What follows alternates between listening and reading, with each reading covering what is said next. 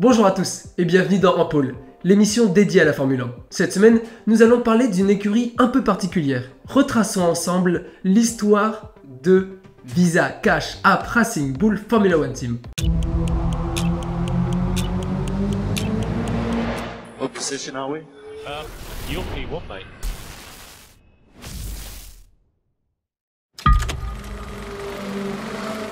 Pour commencer, en quelques chiffres, l'écurie en est à son troisième nom. Après Toro Rosso et AlphaTauri, Visa Cash App Racing Bull Formula One Team, c'est 18 saisons de F1, 351 grands prix courus, 17 pilotes et 2 victoires en Grand Prix. Tout ça en étant l'écurie filiale de Red Bull. En 2005, Paul Stoddart est le directeur de l'écurie Minardi. Il réalise que maintenir seul le fonctionnement de son équipe devient impossible. Face à cette situation, plusieurs acheteurs potentiels se manifestent. Parmi lesquels Eddie Irvine, représentant de Rostam Tariko, fondateur du groupe Russie Standard, et Dietrich Mateschitz, fondateur de la boisson Red Bull et de l'écurie du même nom. Ce dernier est un entrepreneur autrichien. Il vient de transformer l'équipe Jaguar Formula One en Red Bull Racing, marquant ainsi son arrivée dans le paddock de la Formule 1. Son histoire et la discipline avaient démarré en 1995, lorsque la marque de boissons énergisantes sponsorisée par Sauber en détenant même la majorité des parts. Mais cette histoire, nous la racontons déjà dans l'épisode consacré à l'écurie Red Bull. Revenons en 2005 et la naissance de Visa Cash App Racing Bull, que nous appellerons Racing Bull dorénavant. Finalement, Stoddart décide de céder l'équipe italienne à Mateschitz, qui envisage d'en faire une filiale pour promouvoir ses pilotes, issus de son programme de formation. Ce rachat implique l'entrée des deux écuries appartenant à un même propriétaire, se battant l'un contre l'autre, et face à 9 autres équipes, pour chercher la victoire finale. L'écurie italienne, filiale de Red Bull, prendra donc le nom italien de Red Bull, et donc en italien, Red Bull donne la Scuderia Toro Rosso.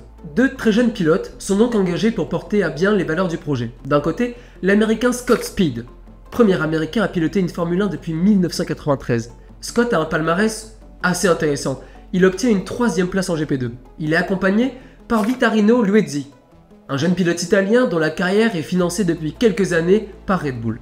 Il avait déjà disputé quelques courses en 2005 pour l'écurie mère. Toro Rosso prend le départ de la première course de la saison en 2006 avec une voiture qui oscille entre la technologie de Minardi d'un côté et celle de Red Bull de l'autre. En effet, la voiture présente la STR1, une monoplace délivrée par la Red Bull One de 2005 avec l'équipe sœur. Mais elle utilise aussi un moteur, celui de Minardi, le Minardi V10 Cosworth. Bien qu'il soit bridé, l'équipe fait face à des critiques. Pour sa première année en F1, Toro Rosso termine au fond du peloton. L'écurie décroche tout de même un point grâce à la 8e place de Luizzi lors du Grand Prix des États-Unis à Indianapolis. L'année suivante, en 2007, Adrian Newey, l'un des directeurs de Red Bull, imprime la patte du taureau ailé sur l'écurie filiale.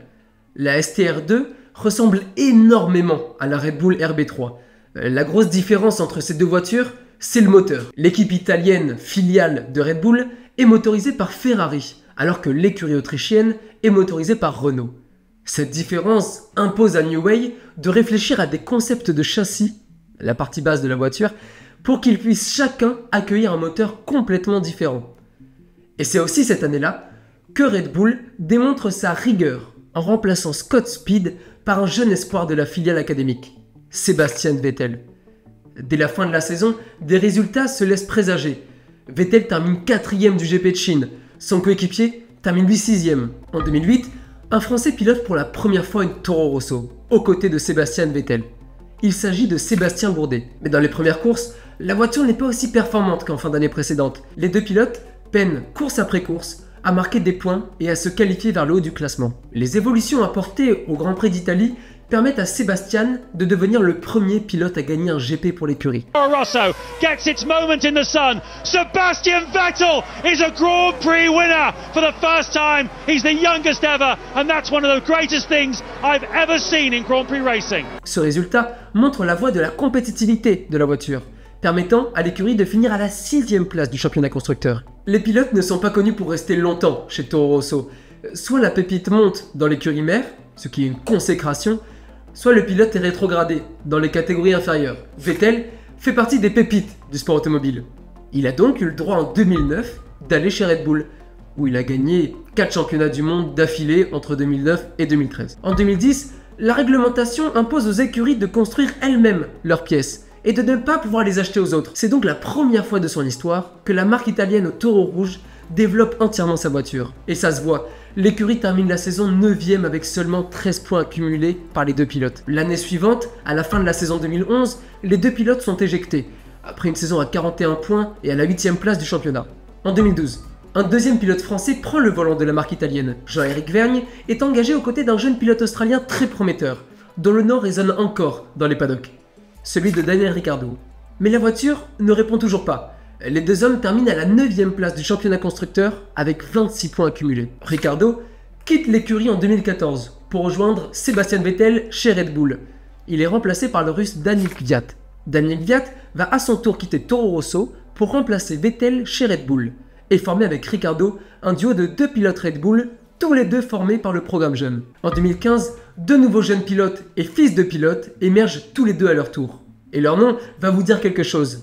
L'Espagnol Carlos Sainz est aligné aux côtés du jeune garçon de 16 ans, Max Verstappen. La voiture n'est toujours pas parmi les meilleures, mais elle permet d'offrir une expérience et une place aux champions de demain. Mais les pilotes bougent. En 2016, Verstappen échange avec Kvyat sa place chez Red Bull. Et en 2017, Sainz part chez Renault. On retrouve pour la 3e fois un pilote français au volant d'une Toro Rosso. Il s'agit cette fois-ci de Pierre Gasly. En 2020, Toro Rosso devient Alpha Tauri.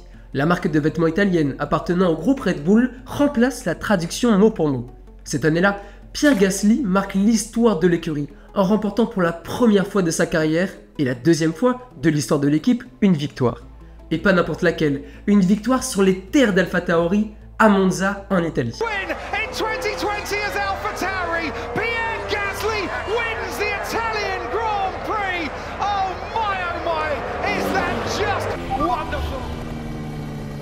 Oh my god!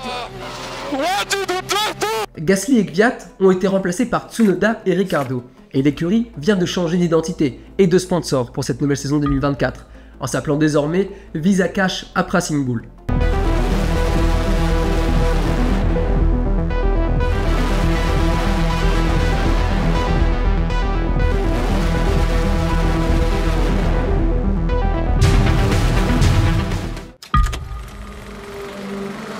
Et parlons plus précisément de l'histoire d'un pilote au sein de l'écurie Alpha Tauri. Je voulais vous parler de Pierre Gasly. Il commence sa carrière dans la Formule 1 au milieu d'une saison dans le baquet laissé vacant par Daniil Kvyat.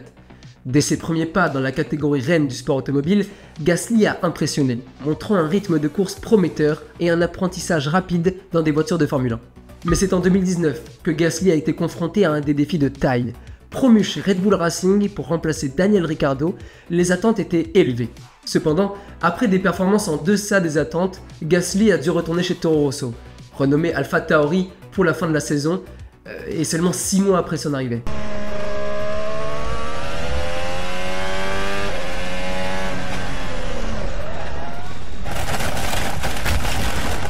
Depuis son retour chez Alpha Tauri, Gasly a retrouvé son rythme et sa forme, et même encore plus. Le pilote français est déterminé à prouver sa valeur dans le sport automobile. En 2020, lors du Grand Prix d'Italie, à Monza, il a écrit l'histoire. Gasly a réalisé une performance exceptionnelle en qualification, se classant 4ème sur la grille de départ. La course en elle-même a été mouvementée, remplie d'incidents et de rebondissements. Just holding up Daniel Ricciardo, and that's Charles Leclerc! And that is a very big accident, and we've seen a brake failure from his teammate Sebastian Vettel, and we have just seen a huge accident at the Parabolica involving Charles Leclerc as well. Mais Gasly a su se concentrer, gérer avec brio ses pneus et sa stratégie de course dans un final grandiose face à la McLaren de Carlos Sainz. Then good traction now there for Gasly, but we've got DRS on board the McLaren as we are at the moment.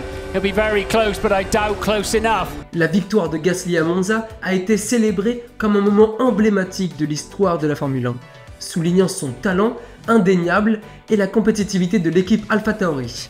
Pierre Gasly wins the Italian Grand Prix! Oh my, is that just wonderful! Il quitte malgré tout l'écurie pour aller chez Alpine en 2022.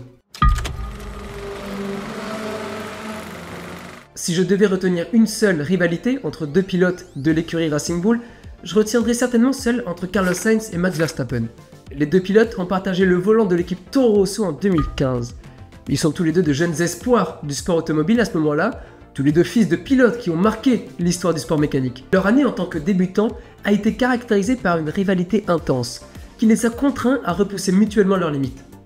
Selon Sainz, chaque séance d'essai était aussi intense qu'une séance de qualification en Q3. Sainz était mieux préparé que Verstappen, ayant parcouru divers championnats de monoplace avant d'arriver en Formule 1. Alors que Verstappen n'avait piloté qu'une Formule 3, Sainz avait fait de la Formule BMW, de la Formule Renault et avait 2 titres en championnat du monde de Formule Renault 3,5 litres. Cependant, la vitesse naturelle de Max Verstappen était indéniable, ce qui a ajouté une dimension supplémentaire à leur rivalité. Pour Sainz, cette rivalité a été bénéfique. Elle lui a permis de devenir un meilleur pilote, en comprenant les capacités de Verstappen et en se concentrant sur ses propres faiblesses pour progresser. Les tensions entre Sainz et Verstappen ont culminé lors du Grand Prix d'Australie en 2015, où Sainz a refusé de laisser passer Verstappen malgré les directives de l'équipe. Cependant, l'équipe a plus tard conclu que ce refus n'était pas un problème, reconnaissant que Sainz avait eu raison de se battre pour sa position. Max Verstappen a également ignoré les ordres de l'équipe. Cette fois-ci, c'était au Grand Prix de Singapour de la même année. Okay, we need to swap positions. No! Max, just do it. Cela illustre la ferme détermination des deux pilotes à se battre pour leur place sur la piste. Selon Franz Tost, directeur de l'équipe Toro Rosso à l'époque, Sainz peut ne pas avoir la vitesse naturelle de Verstappen, mais c'est un travailleur acharné et un pilote très intelligent. Son analyse est méticuleuse et son travail sur ses lacunes lui ont permis d'atteindre un niveau très élevé, le plaçant parmi les meilleurs pilotes de Formule 1 aujourd'hui. Franz Tost a cependant choisi de prendre Verstappen pour rejoindre l'écurie Red Bull en 2016. Le pilote était indéniablement le plus rapide des deux. Visa Cash App Racing Bull Formula One Team a complètement changé d'identité en 2024. Le projet pourrait peut-être permettre aux voitures d'améliorer leur position au classement. Ce sera cette année Yuki Tsunoda, le jeune pilote japonais formé à l'écurie Red Bull, de faire ses preuves aux côtés de l'expérimenté pilote australien Daniel Ricciardo, lui aussi formé, nous l'avons dit, par l'Académie Red Bull. C'est déjà la fin de cet épisode. Merci à tous d'être restés jusqu'au bout. On est aussi disponible en podcast ou sur toutes les plateformes que vous connaissez. Alors, si vous souhaitez soutenir la chaîne, n'hésitez pas à vous abonner, à mettre un petit like et à activer la cloche. Et on se retrouve la semaine prochaine pour parler d'une écurie un peu plus particulière. Sauber, Alfa Romeo, Stake F1 Team, on saura comment l'appeler. Merci de nous avoir suivis dans Rampole. Smooth operator. Smooth operator.